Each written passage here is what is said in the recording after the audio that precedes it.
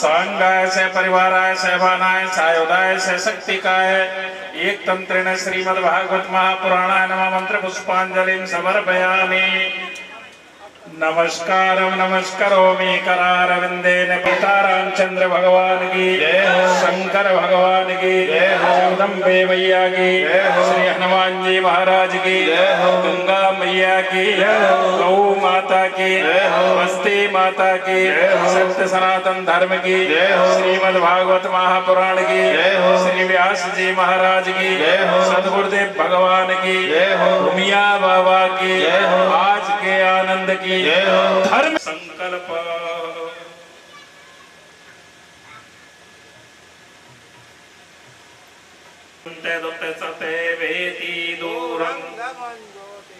ज्योतिरेकं तन्मे मनः शिव संकल्पमस्तु। हस्तौ प्रक्षाल्य पुनः स्त्यक्ष पुष्पाण्यादाय ओम नमो गणेभ्यो गणपति। पुराण की अति पावन पुराण की धर्म भक्ति विज्ञान ज्ञान की धर्म भक्ति विज्ञान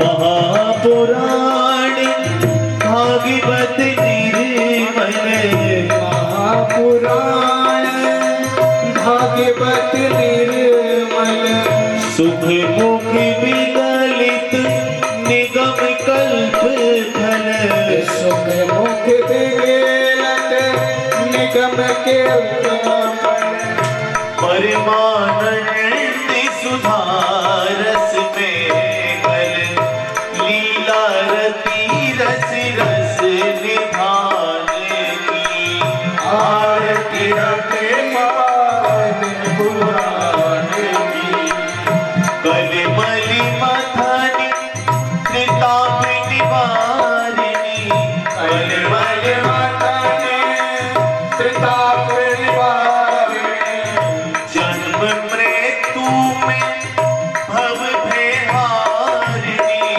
जन्म मृत्यु में भव सेवत सतत सकल सुखकारिणी सुमिओ सिद्धि हरि चरित गान की आरती अति पावन पुराण की विषय विलास विमोह विनाशिनी विषय विलास विमोह विनाशिनी विमल विराग विवेक विकासिनी विमल विराग विवेक विनाशिनी विमल विराग विवेक विकासिनी भगवत तत्व रहस्य प्रकाशिनी परम ज्योति परमात्म ज्ञान की आरती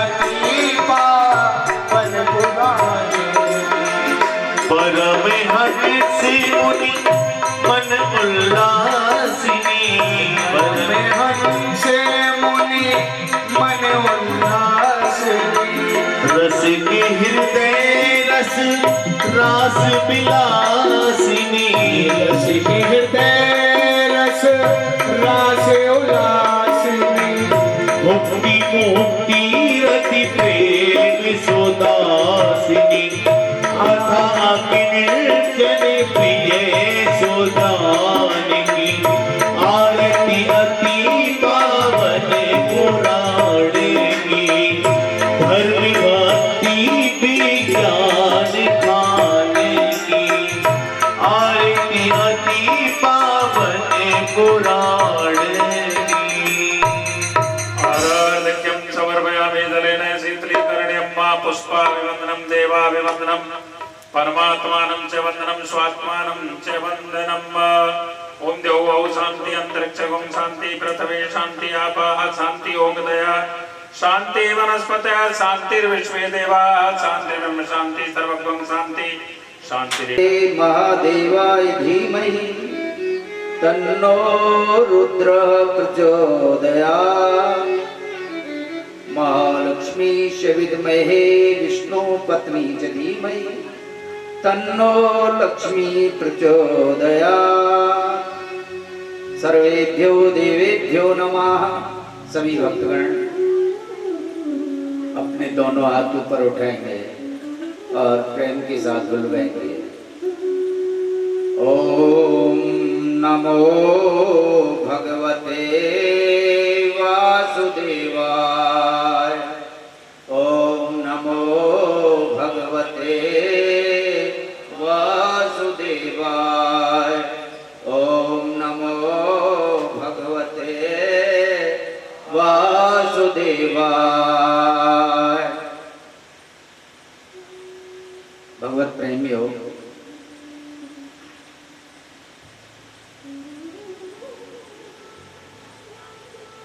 अब साधारण भाषा में यही है कि तयो संभवन लोगो निकृतिश्च महामते ताभ्यां क्रोधस्य हिंसां च यदुर्वृत्तिः स्वसा।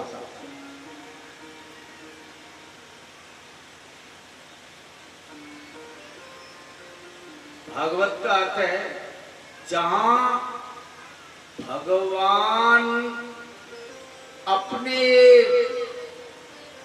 अपने से अधिक अपने भक्तों का गुणगान कराते हैं या भक्तों का गुणगान करते हैं, वो भागवत है। जहां भक्तों की महिमा भगवान स्वयं प्रकट करते हैं, अपने से अधिक भक्तों को महत्व देते हैं, वो भागवत। पर भागवत के लक्षण हैं, वो हैं 10 सर्ग, विसर्ग, स्थान, पोषण, ऊती, मनवंतर, ये सब उनके लक्षण हैं। निरोध, मुक्ति और 10वां लक्षण है आश्रम। भागवत के 10 लक्षण हैं। एक एक लक्षण पर यदि कई कई दिन तक प्रवचन किया जाए तब भी संभवतः पूर्ण व्याख्या उसकी नहीं की जा सकती। हमारे लिए सिर्फ इतना ही समझना आवश्यक है कि भागवत के अंदर 10 प्रकार के लक्षण पाए जाते हैं।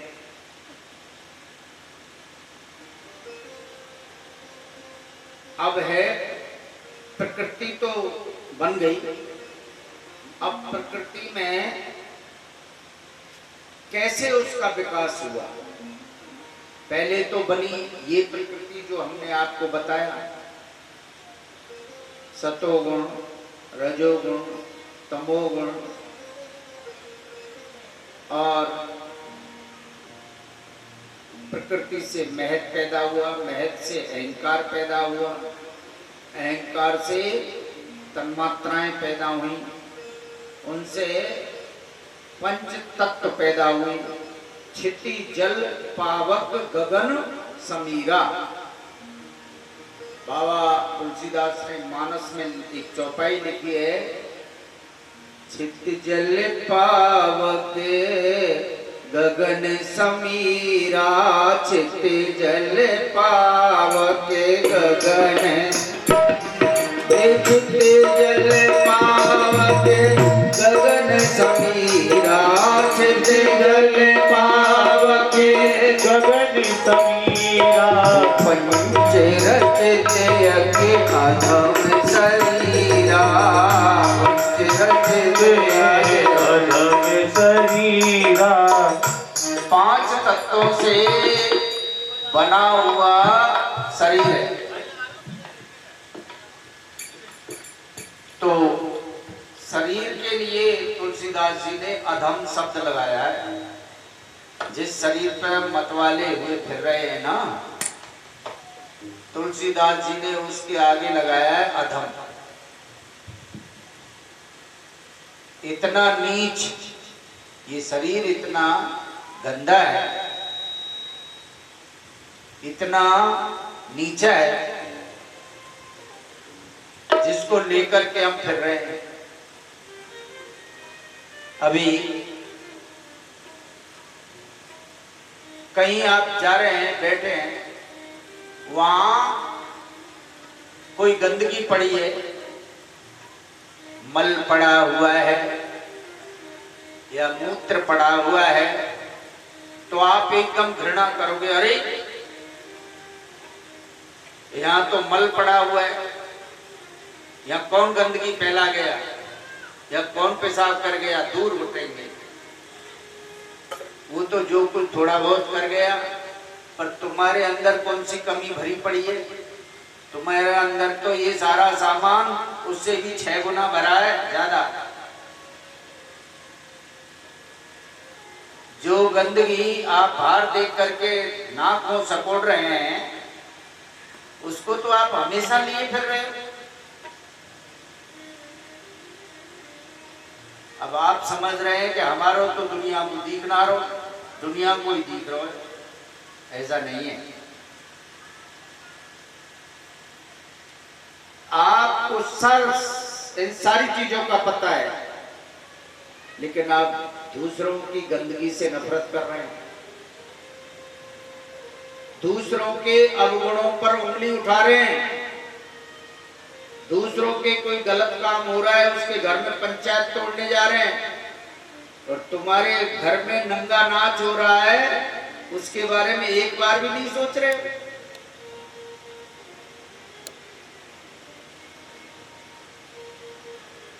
अपना मल साफ करो। ये शरीर अधम है, पंच महाभूतों से बना हुआ है। इसको बोलते हैं पंच महाभूत, पंच तत्व भी कहते हैं, पर इनका सही नाम है पंच महाभूत। नमो भगवते वासुदेवाय। जब ये पंच महाभूत बन गए तो फिर सृष्टि का सृजन हुआ। ये सृष्टि जरायु,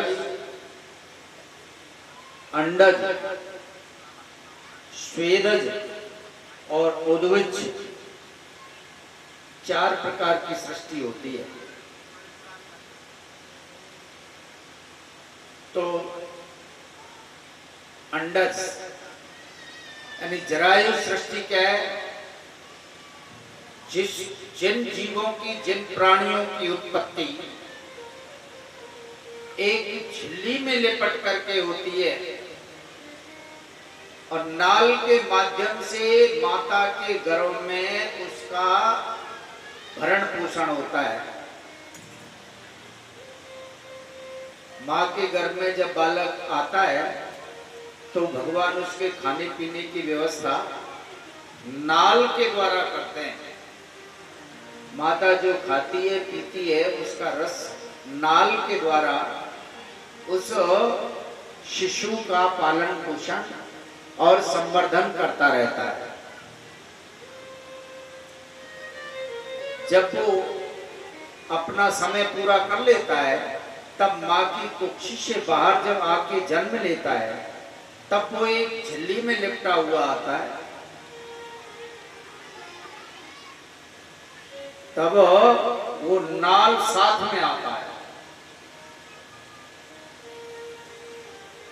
वो जो झिल्ली है उस झिल्ली का नाम ही जरायु है। देसी भाषा में कुछ जानवर जब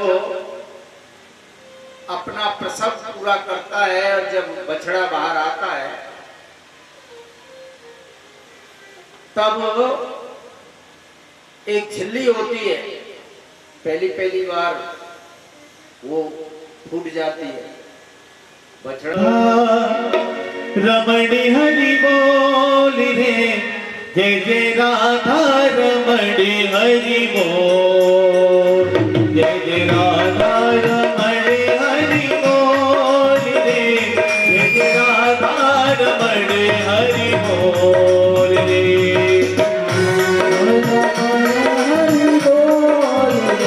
जय जय राधा रमण हरि बोल। ओ जय जय राधा रमण हरि बोल रे, जय जय राधा रमण हरि बोल रे, राधा रमण हरि बोल रे, जय जय राधा रमण हरि बोल। हो जय जय राधा रमण, जय जय राधा रमण, जय जय राधा रमण, जय जय राधा रमण। हो जय जय राधा रमण, जय जय राधा रमण, जय जय राधा रमण, जय जय राधा रमण।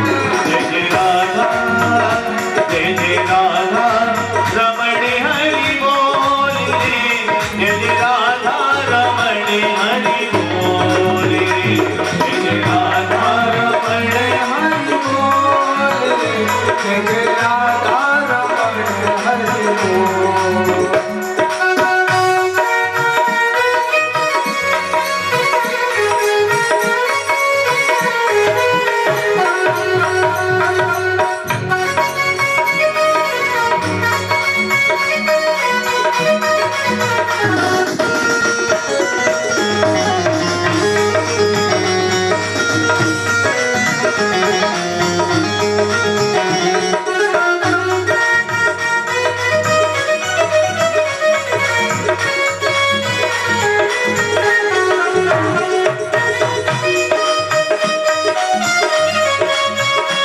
नटनागर किशोर नवली रसिया, नागर किशोर नवल रसिया, ओ नटनागर किशोर नवली रसिया, नागर किशोर नवल रसिया। प्यारो ब्रज को छेल बांधा मन बसिया, प्यारो ब्रज को छेल बांधा मन बसिया। करे कालंदी हो करे कालंदी कोली किलोली रे, जय जय राधा रमण हरि बोल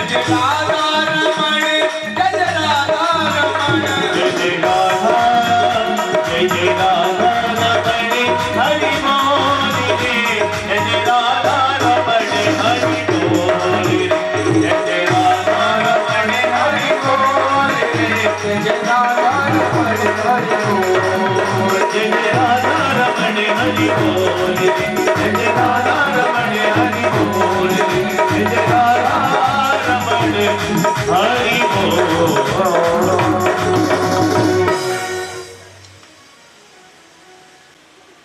ये दोनों रानियों ने तुम्हारी बात नहीं मानी। एक ने तो लज्जा इतनी की जो आंखें बंद कर ली, इसलिए उसकी संतान तो अंधी हो गई।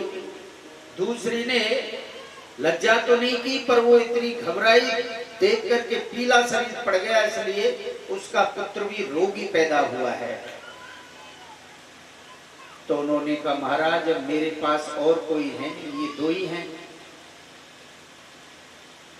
तब कहा कि विचित्र वीर्य की दासी को भेजो। तो दासी खुद आई सत्यवती जी से कि मेरे भी महाराज से, यदि मैं रानी तो नहीं पर महाराज से मेरे संबंध थे। राजाओं की तो बहुत सी दासियां होती थी, रानी तो होती जो ही थी, पर दासी तो उनकी बहुत होती। इसलिए उनकी प्रमुख दासी तैयार हो गई कि मैं जाऊंगी वेद व्यास जी के यहाँ हंसते खिलते, और मैं मेरे गर्भ से एक श्रेष्ठ संतान पैदा करूंगी।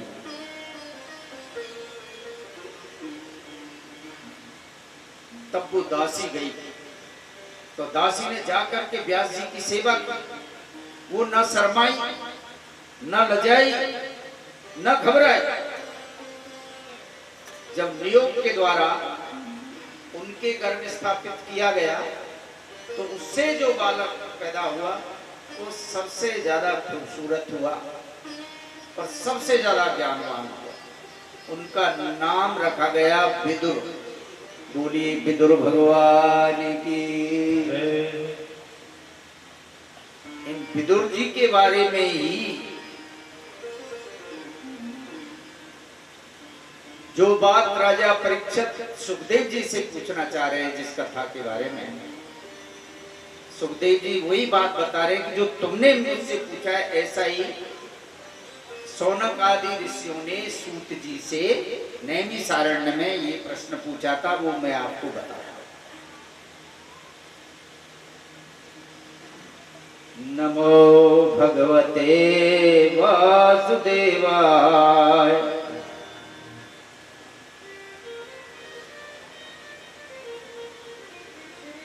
विदुर जी, ये धर्मराज के अवतार थे।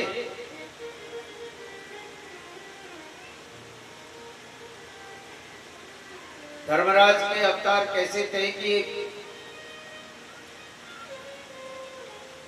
एक ऋषि थे, मांडव्य ऋषि।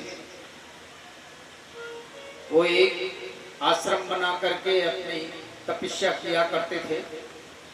तो एक बार एक राजा के घर में कुछ चोर राजा के महलों में घुस गए और खजाने से राजा का कुछ माल चुरा के ले आए। अब जैसे ही चोरी हुई तो राजा के जो पहरेदार थे उनको पता लग गया कि चोर कूद करके गए माल लेकर के, तो वो उनका पीछा करने लगे।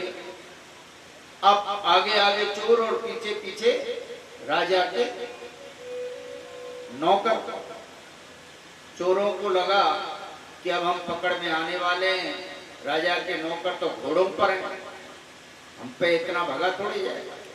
इसलिए भगते भगते जब जा रहे थे तो उनको मांडव ऋषि का आश्रम नजर आया।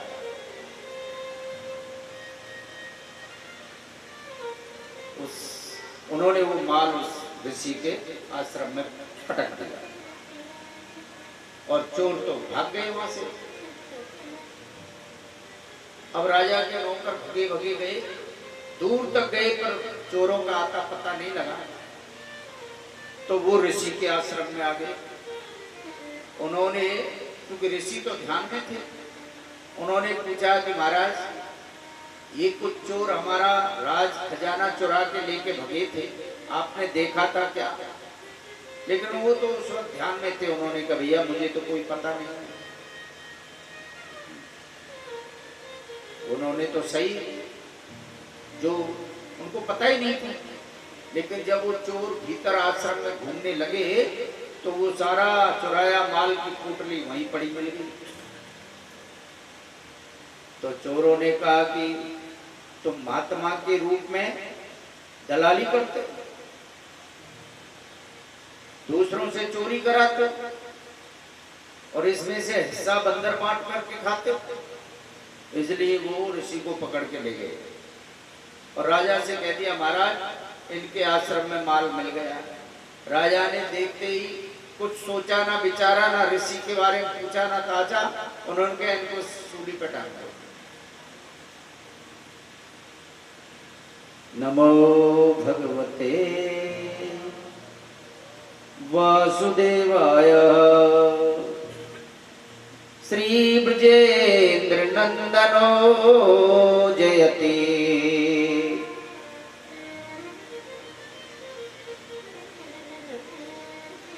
उनको सूली पर टांग दिया गया।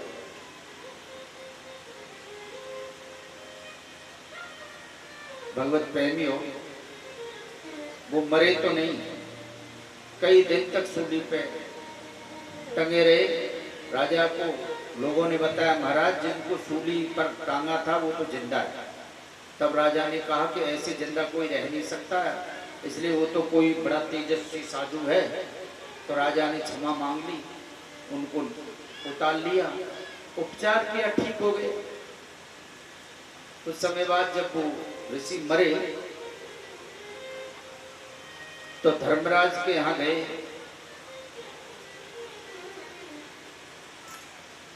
नमो भगवते वासुदेवाय, और उससे कहा कि मेरा क्या दोष था, मैं कोई चोर नहीं था, फिर भी तुमने मुझे सूली पर टंगवा दिया।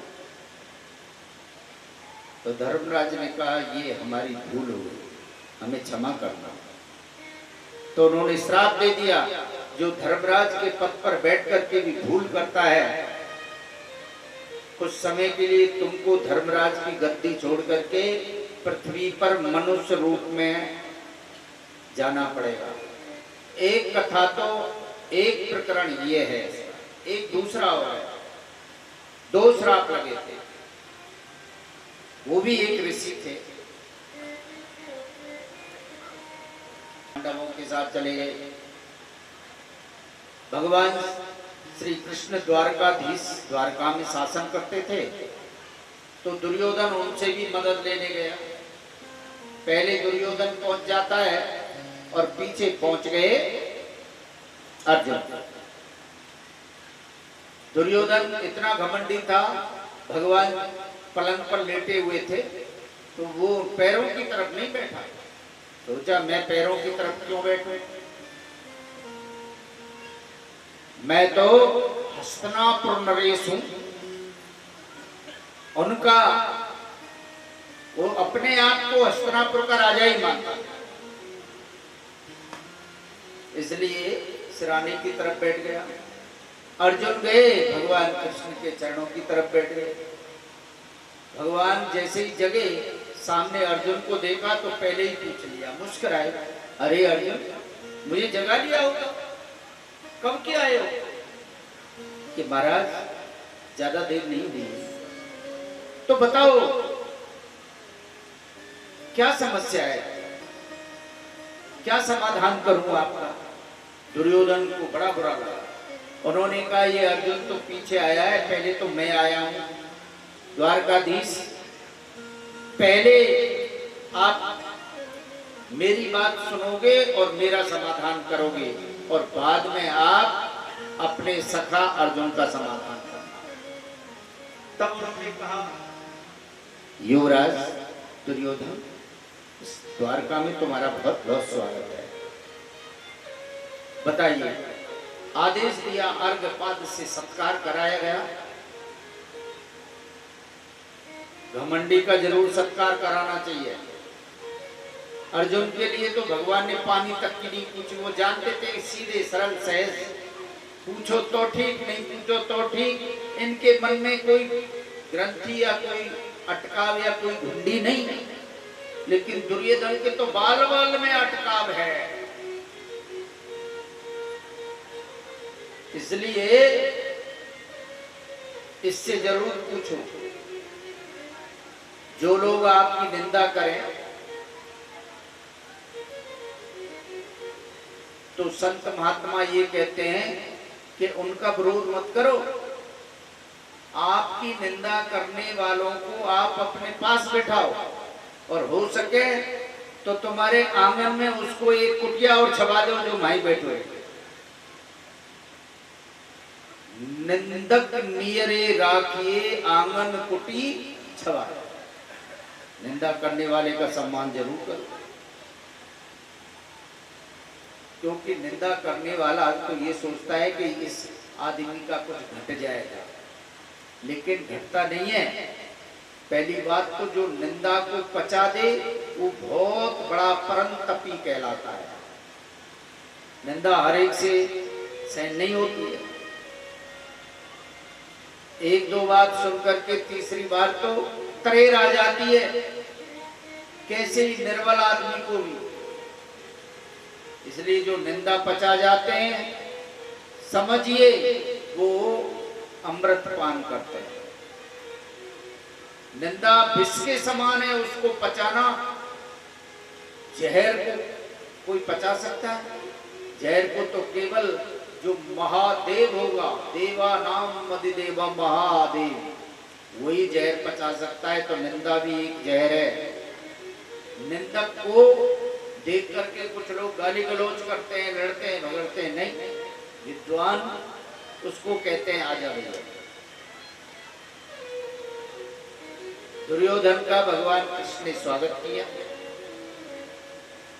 और कहा, कहिए युवराज, मैं आपकी क्या सेवा कर सकता हूं? तो उसने बता दिया कि हे द्वारकाधीश, हमारे और पांडवों के बीच में महाभारत होने जा रहा है। युद्ध की सीमाएं खिंच चुकी हैं।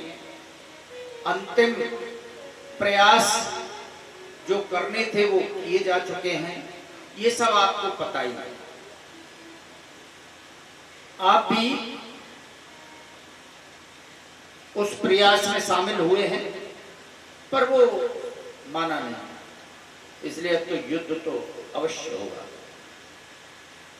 इसलिए मेरे आपसे विनती है, मेरी आपको इस युद्ध में सहायता करनी पड़ेगी। तो उन्होंने कहा, बताइए। पर सुनो, एक तरफ तो मैं अकेला रहूंगा और हथियार नहीं उठाऊंगा, निहत्ता। दूसरी तरफ मेरी नारायणी सेना होगी।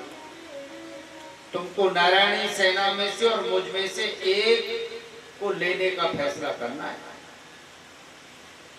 तो दुर्योधन समझता था कि द्वारकाधीश की नारायणी सेना जिसके साथ में खड़ी हो जाती थी वो आज तक किसी से हारा ही नहीं। नारायणी सेना ने जिससे युद्ध किया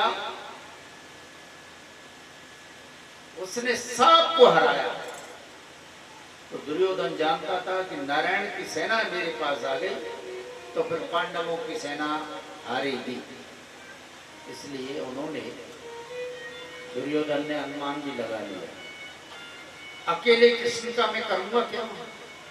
वो भी ऐसा जो हथियार ही नहीं उठाएगा। बात तो लड़ने वाला चाहिए। विजय तो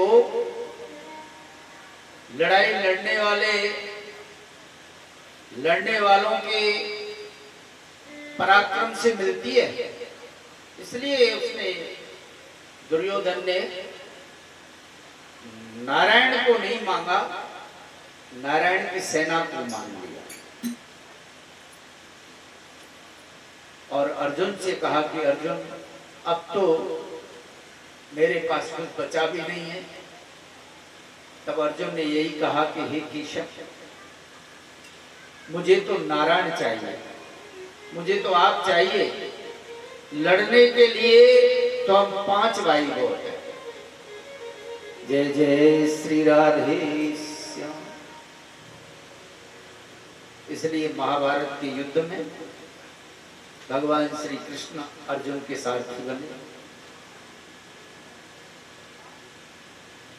भयंकर युद्ध हुआ। जैसा कि आप जानते हैं, इस युद्ध होने से पहले धृतराष्ट्र और उसके मंत्रियों ने पांडवों को मारने के लिए बड़े बड़े षड्यंत्र किए थे। लाक्षागृह में उनको जला के मारने का षड्यंत्र किया था। किसी ने विरोध नहीं किया। यहां विदुर जी ने उसका विरोध किया। धृतराष्ट्र, तुम्हारा ये पुत्र जीवित नहीं रहना चाहिए था। जिस समय तुम्हारा पुत्र दुर्योधन पैदा हुआ था, जब ये मां के गर्भ से पैदा हुआ था, उस समय ये गधे की तरह रहता था, बच्चे की तरह रोया नहीं था। दुर्योधन गधे की तरह रहता था। तब महाराज धृतराष्ट्र, आपने मेरे से कहा था कि ज्योतिषियों जी को बुलाइए और ये इस पुत्र के भाग्य के बारे में बताया जाए। तो ज्योतिषी जी जब आए थे तो उन्होंने आपको साफ साफ कहा था कि हे महाराज धृतराष्ट्र, यदि आपको और आपके राज्य को यदि सुरक्षित रखना है तो आपके इस पुत्र, जिसका नाम दुर्योधन होगा, इस दुर्योधन को तुरंत प्रभाव से जमीन के अंदर गड्ढा खोद के गड़वा दो। लेकिन तुमने नहीं माना। तुमने तो पुत्र मोह में कुल को ध्वंस करा देने वाली इस संतान से हमेशा प्रेम रखा। इसका ही परिणाम है कि आज महाभारत का युद्ध होने जा रहा है। शांति समझौते का जो प्रस्ताव है ना, विदुर जी ने भरे दरबार में ये बात बताई थी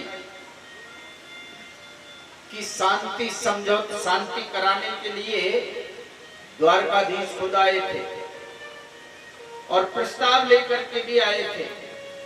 जय जय श्री राधे श्याम।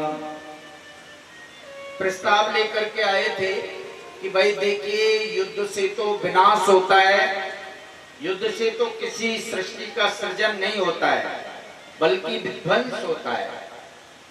इसलिए हे महाराज धृतराष्ट्र, भगवान कृष्ण ने भरी सभा में जब शांति दूत के रूप में आए थे तो उन्होंने कहा था कि आप महाराज पांडवों को रहने के लिए आप 5 गांव दे दो, बस दे दो, केवल बस 5 ग्राम रखो अपनी भूमि तमाम। 5 गांवों तक का प्रस्ताव ले लिया। 5 भाई हैं, एक एक गांव उनको रहने के लिए दे दिया जाए। परंतु दुर्योधन ने जब ये बात सुनी तो एकदम तैस में आ गया और अंधे धृतराष्ट्र को, अपने पिता को बोलने से पहले आप खड़ा हो गया। केशव, तुम हमेशा पांडवों का पक्ष लेते हो कृष्ण, 5 गांवों के लगते क्या हैं? हमेशा राज्य का अधिकारी ज्येष्ठ पुत्र होता है। तो मेरे पिता ज्येष्ठ पुत्र थे, पर उनको केवल अंधा बना करके, अंधे होने के कारण राजगद्दी पे नहीं बैठा करके पांडु को राजा बना दिया। साजिश करके मेरे पिता के साथ छल किया उस समाज ने। इसलिए इस बात को मैं नहीं मानूंगा। इस राजगद्दी का असली हकदार मेरे पिता के बाद मैं हूं। और 5 गांव का ये कुछ नहीं लगते पांडव। तो भगवान के उस शांति समझौते को ठुकरा दिया। तो दुर्योधन वो भी दे न सका, आशीष समाज की ले न सका, उल्टा हरि को बांधने चला, जो था असाध्य साधने चला। भगवान कृष्ण के इस 5 गांवों के प्रस्ताव को उसने ठुकरा दिया और ये कह दिया कि केशव सूचक्रम नैव दास्यामि बिना युद्धेन केशवा। तुम 5 गांवों की बात करते हो, बिना युद्ध के तो मैं एक सुई के नोक के बराबर भूमि नहीं दे सकता। 5 गांव तो बहुत दूर हैं। नमो भगवते वासुदेवाय श्री ब्रजेंद्र नंदनो जयते। उल्टा अपने मंत्रियों से कह दिया इस द्वारकाधीश का कोई सम्मान नहीं किया जाए, ये पांडवों का सरासर भरी सभा में पक्ष ले रहा है, इसलिए श्री कृष्ण को बंदी बना लिया गया। अब भगवान को उल्टा बांधने चला था मूर्ख।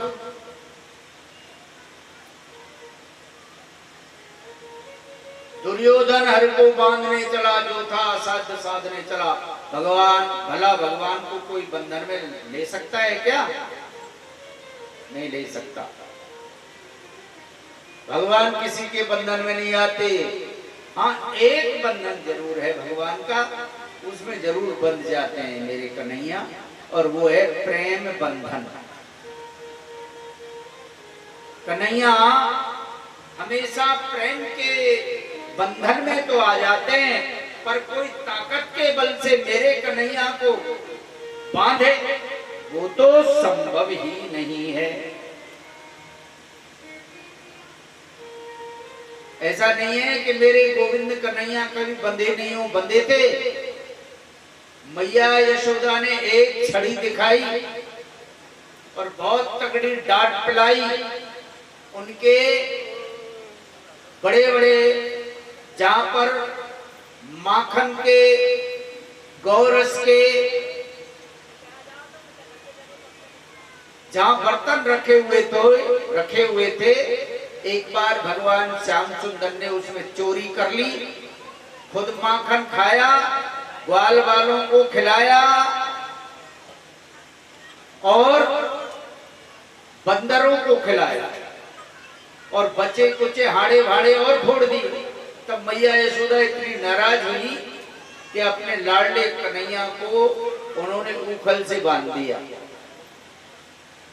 ऐसा नहीं है गोविंद बंधे नहीं हो, बंधे, लेकिन मां के प्रेम बंधन में बंध गए। श्याम सुंदर को, मेरे भगवान को, भगवान का भक्त ही अपने बंधन में ले सकता है। दुनिया का कोई शक्तिशाली व्यक्ति ऐसा नहीं है जो श्याम सुंदर को अपने बंधन में अपनी शक्ति से पराभूत कर सके। दुर्योधन ने आदेश दिया कि उनको बांध दिया जाए, तब भगवान ने भरे दरबार में विराट रूप दिखाया। उसके सैनिक आए तो भगवान इतने लंबे, दुर्योधन इतना नीचा, और भगवान छाती ठोक के कहने लगे, हाँ हाँ दुर्योधन बांध मुझे, बांध, यदि शक्ति है तो बांध।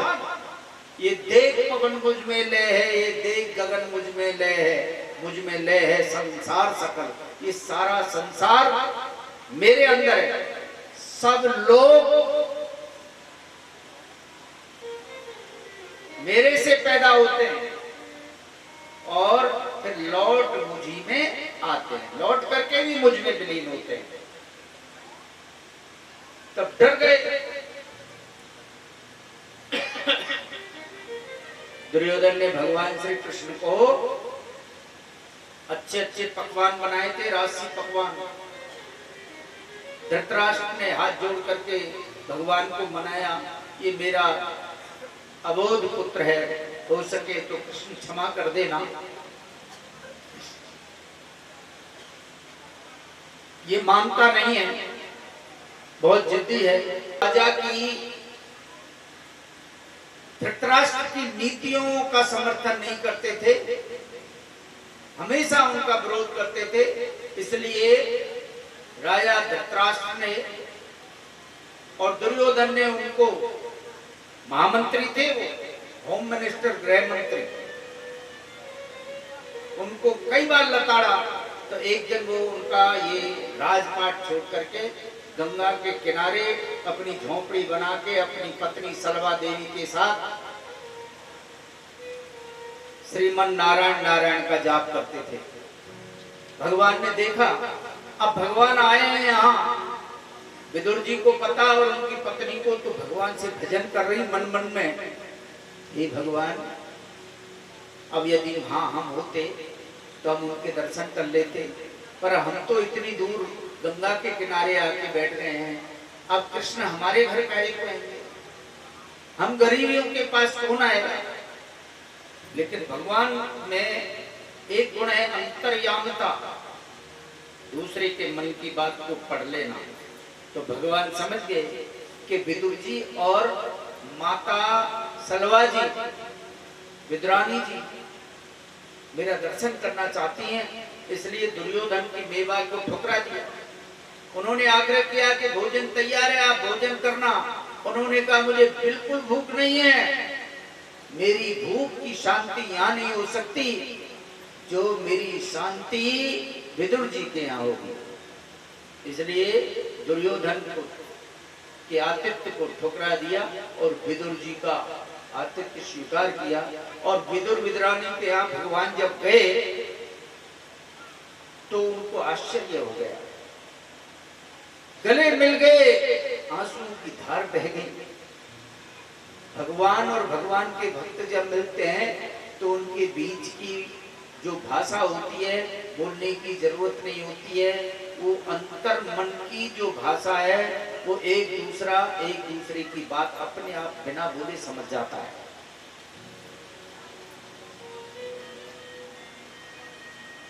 विदुर जी ने, विद्रानी जी ने भगवान कृष्ण के चरण धोए, चरणों तक लिया, आसन पर बिठा दिया, ठंडा पानी पिला दिया और भगवान हंस के कहने लगे, हे विद्रानी जी, केवल पानी पानी से बहलाओगी? मैं चल के आया बहुत लंबा सफर करके द्वारका से, मुझे बहुत भूख लगी है, कुछ हो तो खिलाओ ना। विद्रानी जी ने देखा हमारे पास क्या है,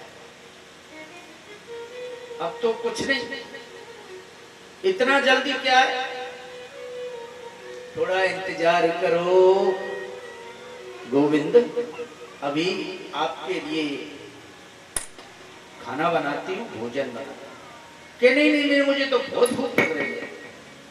तो विदुर जी कहने लगे, देवी हमारे यहाँ ये केले बहुत हैं, ताजा केले तोड़ के लाता हूं। विदुर जी पेड़ों में से केले तोड़ के लाए, केले के पत्तों की उन्होंने पत्तल बिछाई और विदुर जी विद्रानी जी को केले हाथ में देते रहे। विद्रानी जी को इतनी प्रेम विह्वल हो गई कि वो केला छील करके गूदे को नीचे पटकती रही और छिलका भगवान को खिलाती रही। खा करके भगवान कहने लगे, आज जैसा स्वादिष्ट भोजन मैंने कई वर्षों के बाद किया, आज तो बड़ा स्वादिष्ट। भगवान ने हाथ धोए, आचमन कर लिया, तारीफ के पुल बांधने लगे। लेकिन विदुर जी ने कहा, अरे देवी ये क्या कर दिया आपने, गोविंद को, कृष्ण को तुमने केला के गूदे के बजाय केले के छिलके खिला दिए। बहुत रोए। भगवान को भोजन की कोई इच्छा नहीं होती, भगवान तो भाव ग्रहण करते हैं। भाव, आप कितनी सुंदर पकवान का भोग लगाओ, यदि भाव नहीं है तो भगवान आपका बनाया हुआ भोजन प्रसाद ग्रहण नहीं करेंगे। जय जय श्री राधे श्याम। दुर्योधन की मेवा त्यागी, सागी विदुर घर खाई, सबसे ऊंची प्रेम सगाई, सबसे ऊंची प्रेम सगाई, सबसे ऊंची प्रेम सगाई। दुर्योधन की मेवा त्यागी, दुर्योधन की मेवा त्यागी, सागी विदुर घर खाई, सबसे ऊंची प्रेम सगाई, सबसे ऊंची प्रेम सगाई।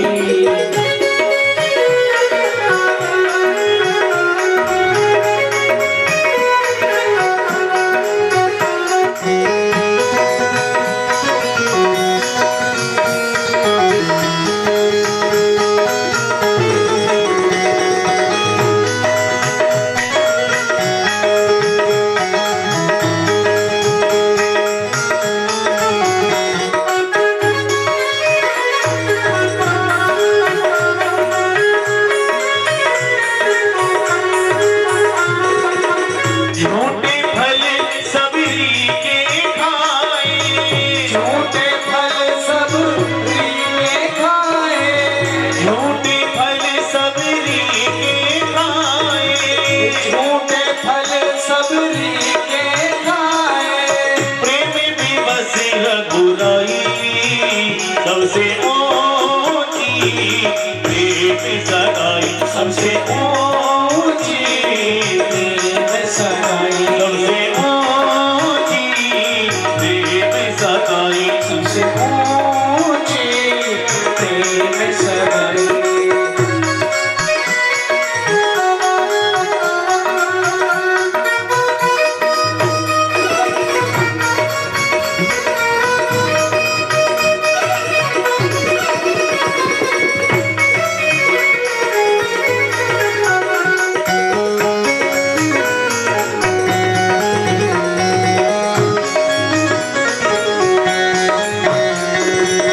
प्रेम के बस अर्जुन रथ हाँ क्यों, प्रेम के बस अर्जुन रथ हाँ क्यों, प्रेम के बस अर्जुन रथ हाँ क्यों, प्रेम के बस अर्जुन रथ हाँ क्यों।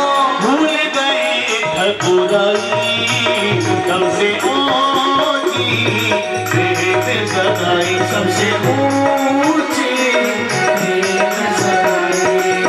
दुर्योधन की मेवा त्यागी, दुर्योधन की मेवा त्यागी, सागी विदुर घर खाई, सबसे ऊंची प्रेम सगाई, सबसे ऊंची प्रेम सगाई। सबसे ऊंची प्रेम सगाई, सबसे ऊंची प्रेम सगाई।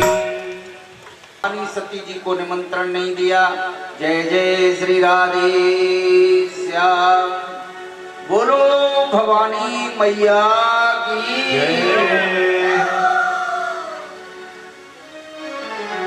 तो माँ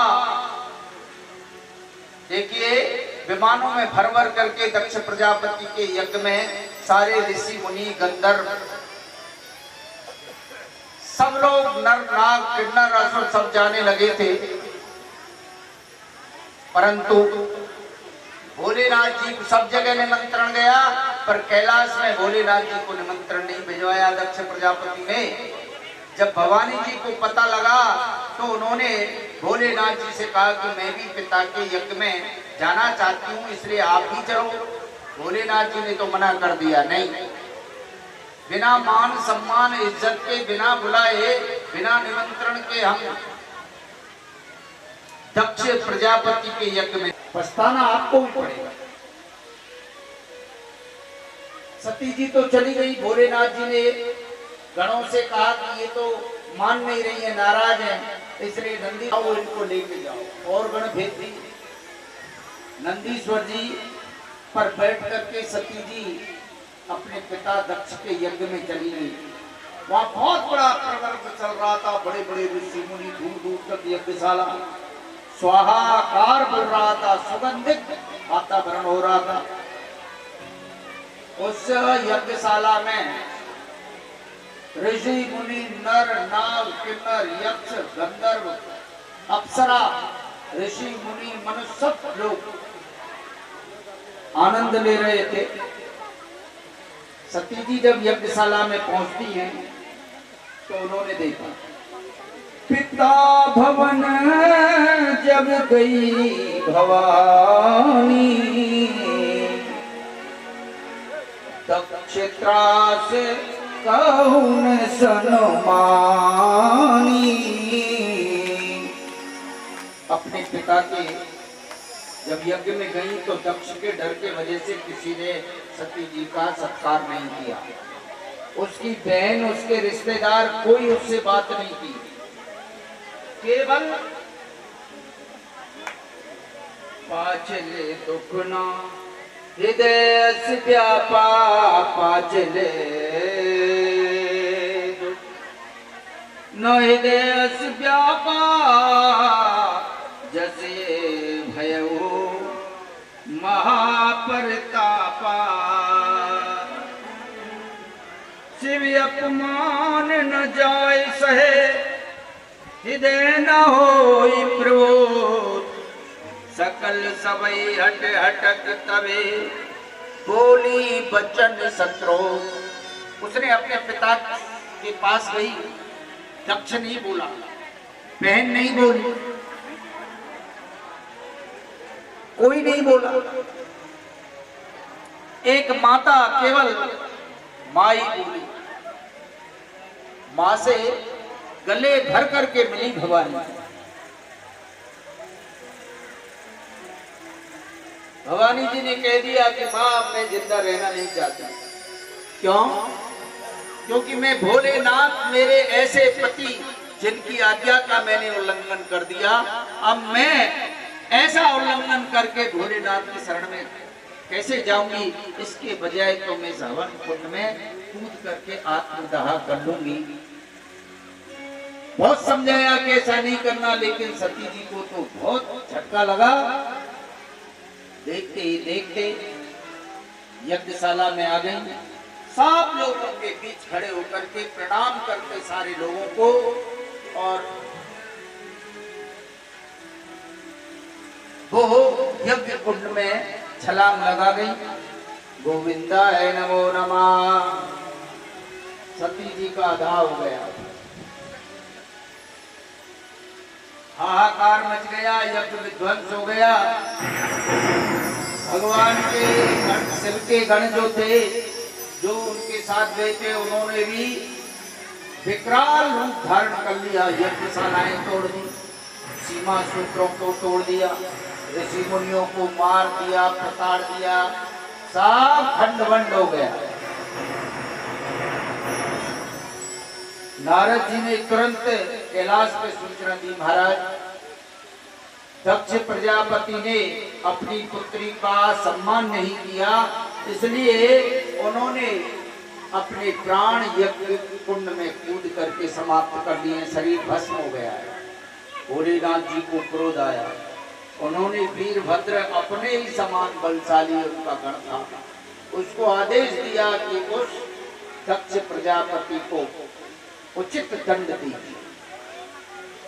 वायु उन्होंने ब्रह्मांड में स्थापित करके जब ओम नमो भगवते वासुदेवाय मंत्र का मन मन में जप किया तो विष्णु लोक का वैकुंठ हिल गया, हलचल मच गई।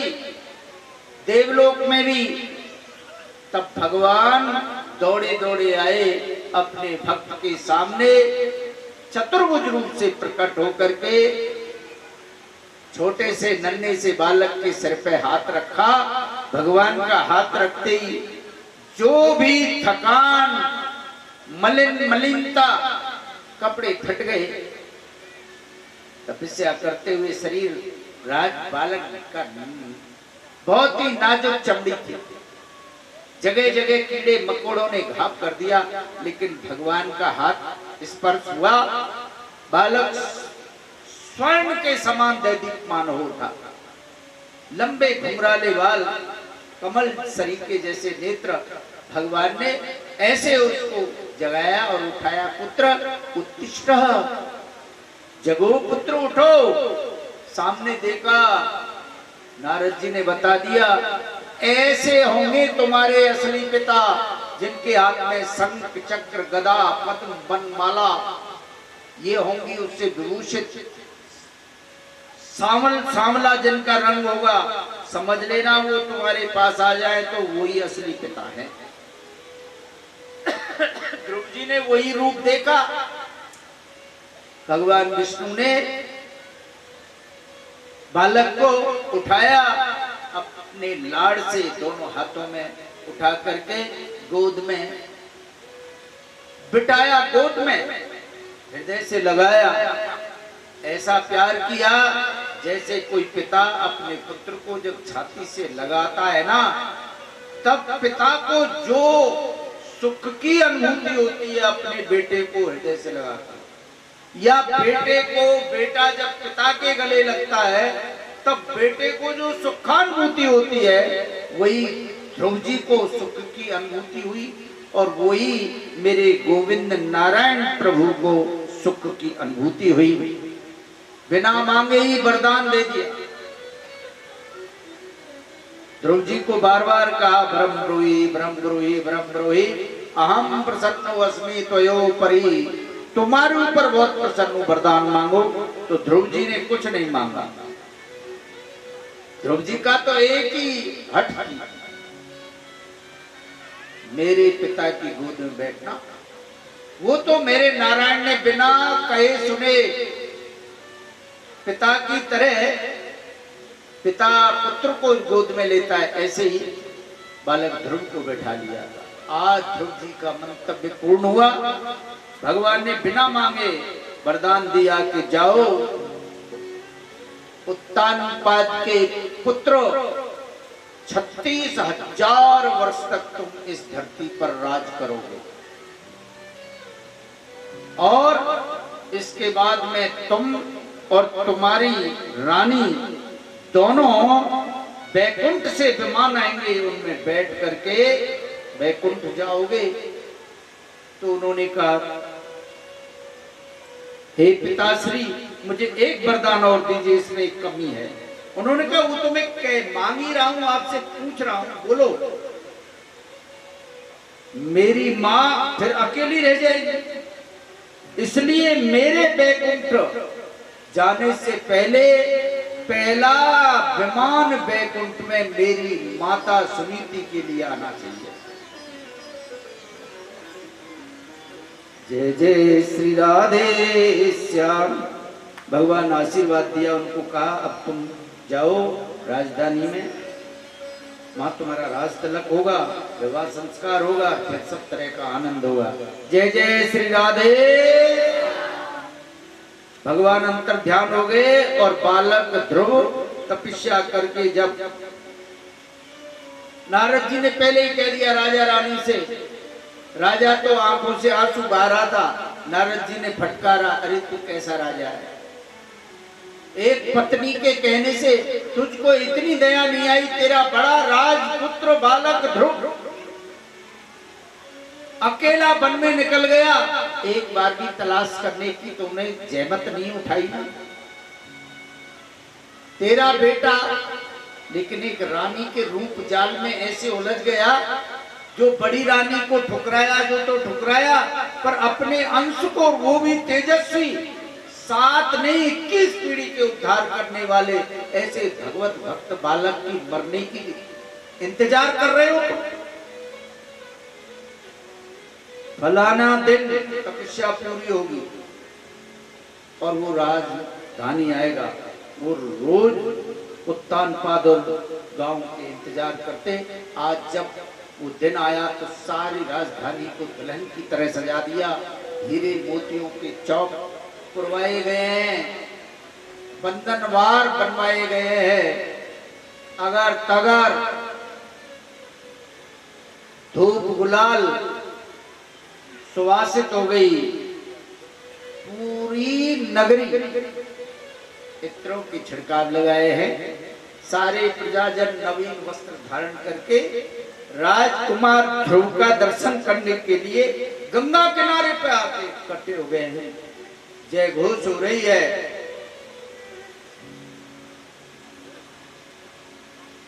राजकुमार ध्रुव की। भगवान के भक्त का स्वागत थोड़ी करोगे। कोई नेता आ जाता, 1000 साफे लेके आते, फूल माला लेके आते, और फलाना वहां का एक ही लाल, फलाना लाल, फलाना लाल, और फलाना जिंदाबाद और ढकाना जिंदाबाद। अरे उनके साथ डोलोगे तो 7 पीढ़ी और डूब जाएंगे, नरक में चले जाओगे। भगवान के भक्त का स्वागत करना सीखिए भगवत जनों। ध्रुव जी कोई साधारण भक्त नहीं है, जिन्होंने ऐसी तपस्या की जो 5 वर्ष के होते होते तो स्वयं परमात्मा उनके अधीन हो गए। ये कोई कम बात है। 1000 वर्ष तक तप करने वाले ऋषि मुनि एक झलक को तरस जाते हैं भगवान की को, लेकिन 6 महीने में परमात्मा को प्रकट कर दिया। ऐसे भक्त का तो स्वागत करो, ऐसे भक्त के लिए तो जयकारा लगाओ। राजकुमार ध्रुव की। राजकुमार ध्रुव की। विष्णु भगवान की। बहुत अच्छा स्वागत किया है आपने। आप सभी के लिए बहुत बहुत आशीर्वाद। सारी नगरी ने ऐसे स्वागत किया। अब ध्रुव जी ने देखा गंगा बह रही है। गंगा, आप तो उनको गंगा मैया ने अपने आप रास्ता दे दिया। लोग आश्चर्य करने लगे, इतनी गहरी गंगा मैया, इधर का पानी इधर रुक गया और इधर का इधर रुक गया। तब लोगों को पता लगा, कुछ कहने लगे, भैया भगवान की भक्ति में तो बड़ा चमत्कार है। अरे गंगा ही बहना बंद कर दे, पानी खड़ा रह जाए। बोलो गंगा मैया की। भगवान के भक्त का गंगा मैया ने भी ये कि मेरे भक्त को, भगवान के भक्त को कोई कलेश नहीं हो, कोई रुकावट नहीं आए, इसलिए गंगा के किनारे पर आ गए। नगर वासियों ने फूलों की बरसात की है। देखा सामने माता सुनीति खड़ी, बीच में उनकी विमाता छोटी रानी सुरुचि खड़ी है, पास में उनके पिता श्री महाराज उत्तानपाद खड़े हैं, उनके कुल की गुरु खड़े हुए हैं। तो ध्रुव जी ने सबसे पहले, अब चरण तो छूना है, तो सबसे पहले उन्होंने उस माता के चरण छुए जिसने उसे अभागिन का पुत्र बोला था, सुरुचि का, उसके चरण। आजकल के कोई होते तो मुंह फेर लेते, यानी तो मुंह को इतने बड़ा कष्ट दियो, अब तो याते मुंह नहीं बोले। और यह समय आएगा तो सुधार दूंगा, ऐसे करते आजकल के। लेकिन वो भगवान के भक्त किसी से द्वेष बैर करना जानते ही नहीं। यही तो अंतर है। मैंने तुझे तेरी माँ के लिए अपशब्द बोले, अभागिन का पुत्र कहा, और तुझे पड़े पड़े चरण की ठोकर लगाई। मुझे माफ कर दे, माफ कर दो। ध्रुव जी के नेत्रों से आंसू बहने लगे। माँ, ये क्या कह रही हो आप? आपके नेत्रों से जब कोई एक आंसू गिरता है तो समझिए मेरे हृदय में बहुत बड़ा वज्रपात जैसा लग रहा है। ये शब्द दोबारा कभी नहीं निकालना माँ। अरे मैं तो अभागिन नहीं, आपके चरण छुए ध्रुव जी ने और उत्तानपाद बहुत हुए। मैं राजा प्रजाजनों, अब मैं राजगद्दी पर बैठने वाला नहीं रहा। मेरे पुत्र पर अत्याचार मेरी आंखों के सामने होता रहा। पड़े पड़े ये छोटी रानी लात मारती रही, उसको घसीटती रही उसके नाजुक शरीर से रक्त बहने लगा, लेकिन मेरी जवान ने उफ नहीं किया। उस रानी को एक बार भी नहीं रोका। और क्यों नहीं रोका? इसलिए कि मेरा मन, मेरा दिल इस रानी में फंसा हुआ है। मैंने समझा मैं कुछ बोलूं बीच में और रानी नाराज हो गई और एक दिन भी मेरे से बात नहीं की तो मेरा तो जीना खराब हो गया। यानी कि मैं इंद्रियासक्त हो गया, मैं स्त्रैण हो गया। जो लोग के प्रजाजनों, अब के बाद उचित मुहूर्त निकलवाऊंगा गुरुजी से और जल्दी से जल्दी ध्रुव के लिए ही राज गद्दी पर बैठाऊंगा। तब यही हुआ। अब सुनीति रानी अपने बेटे को देखना चाह रही है। मेरा बेटा कितना थक गया है, भूखा प्यासा अकेला जंगल में रहा। क्यों ये जो निगोड़े आंसू है ना, रास्ता रोक लेते हैं तो चेहरा ही नहीं दिख रहा है। बार बार अपनी साड़ी के पल्लू से आंसू पोंछ रही है, पर अपने बेटे का दर्शन नहीं कर पा रही है। बस उनके चरण स्पर्श किए और माता से लिपट गए, आलिंगन बद्ध हो गया। ये माँ और बेटे के बीच का प्रेम साकार रूप धारण कर गया। हे राजा परीक्षित, जिस समय ध्रुव जी अपनी माँ के गले मिले, उस समय उनकी माता सुनीति के स्तनों से दूध की धार बह गई, अपने आप दूध निकल आया। जय जय।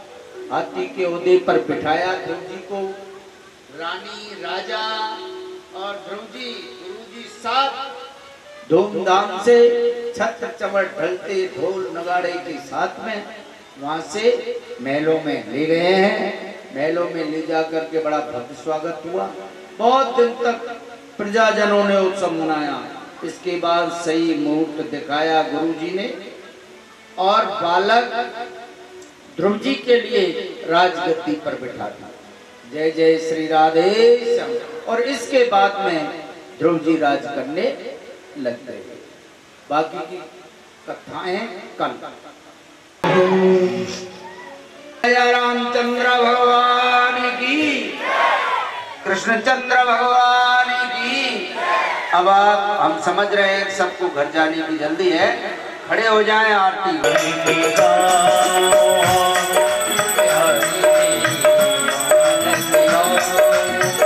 आरती गाओ प्यारे आप को ले जाओ, आरती गाओ प्यारे आप को ले जाओ। यशोदा के लाला तेरी आरती गाओ,